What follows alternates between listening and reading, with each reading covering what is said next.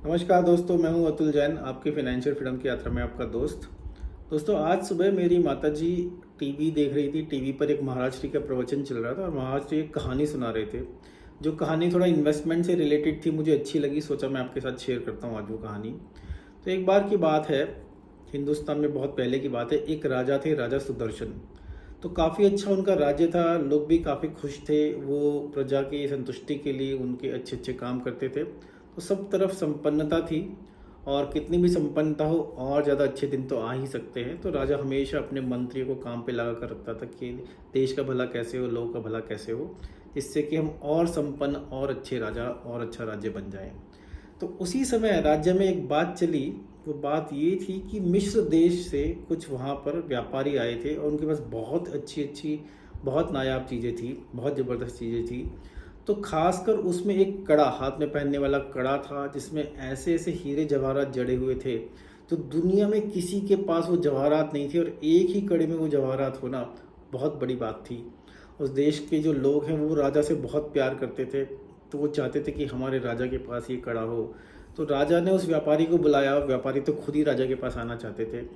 तो व्यापारियों ने राजा के दरबार में आकर वो कड़ा राजा को दिखाया, सब मंत्रियों को दिखाया।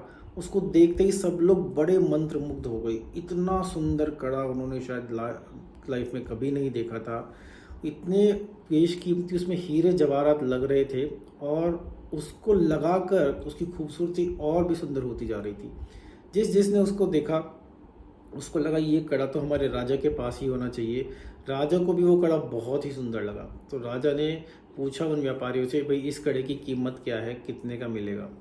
व्यापारी लोग समझ गए कि सब लोग इस कड़े से बहुत खुश हैं। तो व्यापारियों ने भी एक ऐसी कीमत बताई, इतनी ज़्यादा कीमत थी वो, समझ लीजिए बिलियंस ऑफ डॉलर्स, इस मैग्नीट्यूड की। तो राजा फिर भी सोचने लगे इसको ले लेना चाहिए क्या। तो राजा ने व्यापारियों को बोला कि चलो आप हमारे दरबार में रुको और आपका खास ध्यान रखा जाएगा। मैं एक दो दिन में अपने मंत्रियों से सलाह कर आपको बताता हूँ कि इसके हम कितने पैसे आपको दे सकते हैं।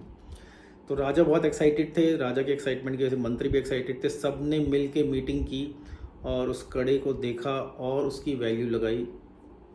तो सबको लगा कि जो व्यापारी लोग उसका पैसा मांग रहे हैं थोड़ा ज़्यादा है, पर फिर भी जायज़ है। मतलब इतनी नायाब चीज़ दुनिया में शायद किसी के पास नहीं हो, ऐसी खूबसूरत चीज़ उनके पास आने वाली है। तो उन सब ने एक कीमत डिसाइड की, और फिर जाके उन्होंने राजा को बताया कि हमें लगता है कि इस कड़े की इतनी कीमत आपको दे देनी चाहिए। तो राजा ने कहा कि राजा को अमाउंट बहुत ज़्यादा लगा। फिर भी राजा ने कहा कि ठीक है, चलिए और डिस्कस करते हैं, एक दिन और रुक जाते हैं। तो राजा ने सबको बोला एक दिन और रुकिए और सोचिए, फिर कल हम फाइनल डिसीजन लेंगे। तो कड़े की कीमत डिसाइडेड थी। उन व्यापारियों को भी पता चल गया कि इतने में शायद ही हमारा कड़ा बिकने वाला है। लेकिन अगले दिन जब मीटिंग हुई फिर से, तो कहीं ना कहीं राजा के दिमाग में राज्य की भलाई का आया, और मंत्रियों ने भी ये समझाया कि सेम पैसे से आप एक कड़ा खरीद सकते हैं, और उतने ही पैसे से अगर आप समाज के कल्याण के कामों में लगाएं तो आप इतने स्कूल, इतनी सड़कें, एक नया शहर बसा सकते हैं, इतने लोगों का भला कर सकते हैं। तो एक तरह से स्ट्रेटेजिक इन्वेस्टमेंट एक ऐसी कर सकते हैं उस पैसे से, जिससे आगे कई सालों तक आपके राज्य में समृद्धि बनी रहेगी। ऐसे हम और कई कड़े खरीद सकते हैं अगर हम इस कड़े के पैसे को हम उन सब कामों में लगा दें। तो राजा को उनकी बात भी ठीक लगी, और अगले दिन जब व्यापारी दरबार में आए तो राजा ने व्यापारियों से बोला कि कड़ा तुम्हारा बहुत अच्छा है, लेकिन शायद अभी हमारी इसको खरीद पाने की समर्थ नहीं है।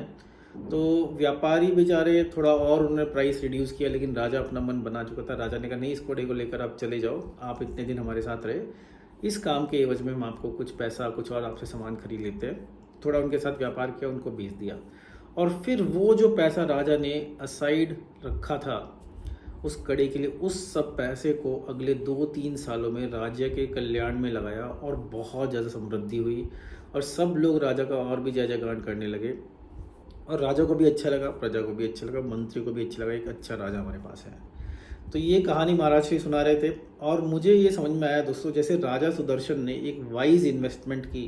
तो जब हमारी अपनी इन्वेस्टमेंट की जर्नी चलती है ना, जब हमारे पास पैसा आता है, तो बहुत सारे ऑप्शंस होते हैं हमारे पास कि पैसे को हम क्या लगाएं। कभी कभी हम बड़े बड़े गिफ्ट खरीदना चाहते हैं, बड़ा घर, बड़ी गाड़ी। और मैं ये नहीं बोल रहा हूँ कि ये सब खरीदना गलत है, लेकिन कभी कभी हमें जब एक चीज़ के लिए पैसा डिसाइड कर ले, तो हमें थोड़ा एक दिन रुक कर ये भी सोचना चाहिए कि इस पैसे से मैं और क्या कर सकता हूँ जिससे कि या तो मेरा या समाज का भला हो सके। और अगर मैं कहीं कुछ लगता है ऐसा कि इस इन्वेस्टमेंट को और अच्छा किया जा सकता है, एक ऐसे स्ट्रेटेजिक इन्वेस्टमेंट बना के जिसका इम्पैक्ट आगे चल के 2 4 5 10 साल में रहेगा, तो ज़रूर हमें सोचना चाहिए कि शायद हम वही इन्वेस्टमेंट कर लें। देखिए दोस्तों, छोटी मोटी इन्वेस्टमेंट करना एक चीज़ है, इम्पल्स में अपने शर्ट पैंट खरीद ली एक चीज़ है, लेकिन जब आप बड़े इन्वेस्टमेंट डिसीजंस करते हैं, बड़ी गाड़ी खरीदना, बड़े घर खरीदना, जो भी बड़ी बड़ी चीज़ें हैं, बच्चों को विदेश पढ़ने के लिए भेजना, जिसमें इतना सारा पैसा लगने वाला है, तो कहीं ना कहीं बड़ा पैसा खर्चने से पहले हमें हर चीज़ के बारे में कई बार सोचना पड़ता है। और उसके बाद भी हमें लगे वो काम करना है तो सही है, नहीं तो अगर उस काम को हम किसी और ऐसी स्ट्रेटेजिक इन्वेस्टमेंट में लगाएं जिस इन्वेस्टमेंट की वजह से हमारा खुद का फ्यूचर सुधरेगा, सोसाइटी भी सुधरेगी, तो कहीं ना कहीं उस समय हमें वो डिसीज़न ले लेना चाहिए, क्योंकि जो डिसीज़न समाज के भले में आगे काम आए। क्योंकि बड़ा इन्वेस्टमेंट करेंगे तो सब जगह एक तरह से रोज़गार बढ़ेगा और वृद्धि होगी, समृद्धि होगी। तो हमें वो स्ट्रेटेजिक इन्वेस्टमेंट कर लेना चाहिए, भले ही कुछ समय के लिए हमें थोड़ी सी मेहनत ज़्यादा करनी पड़े, थोड़े से दुनिया के भोग विलास से वंचित रहना पड़े, लेकिन वो इन्वेस्टमेंट आगे जाके बहुत काम आती है। तो दोस्तों, इन्वेस्टमेंट कीजिए स्ट्रेटेजिक, जिसमें एक स्ट्रेटेजी हो आपकी अगले 2 4 5 10 साल की, और जिससे समाज का भला हो। तो ऐसी इन्वेस्टमेंट से हम अपने आप को और इस दुनिया को एक बेटर सोसाइटी बना पाएंगे। यही लेसन मैंने आज सीखा।